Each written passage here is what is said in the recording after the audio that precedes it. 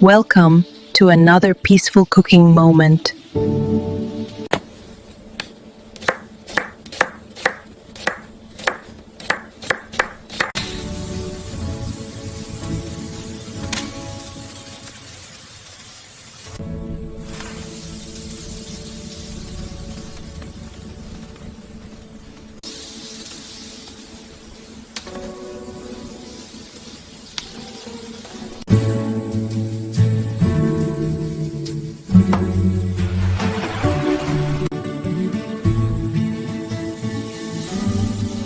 Thanks for watching. Please like and subscribe.